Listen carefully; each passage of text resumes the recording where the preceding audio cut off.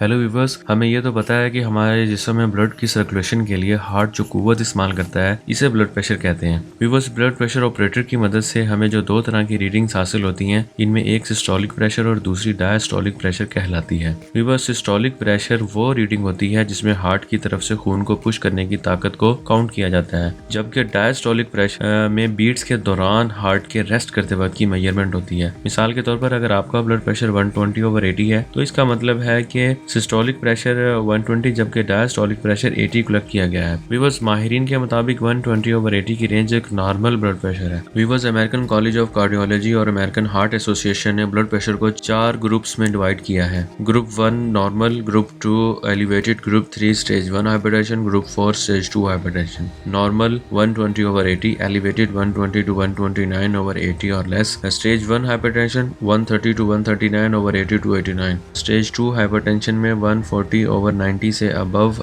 Blood pressure को शुमार किया जाता है। एक मोहतात अंदाजे के मुताबिक तकरीबन 10 लाख लोग हर साल दुनिया में हाई ब्लड प्रेशर की वजह से ज़िंदगी से हाथ धो बैठते हैं। व्यूअर्स, हाई ब्लड प्रेशर का आर्जा एक आध दिन में लाग नहीं होता, इसे डेवलप होने में काफ़ी वक्त लगता है। गैर सेहतमंद तर्ज ज़िंदगी, नींद की कमी, फिजिकल एक्टिविटीज़ की कमी, डायबिटीज़ और मोटापा वगैरह हाई ब्लड प्रेशर की आम वजूहात हैं। अगर यह मुस्तकिल तौर पर अनकंट्रोल रहने लगे तो इसकी वजह से आपका दिल, आंखें और गुर्दे बुरी तरह से मुतासर हो सकते हैं।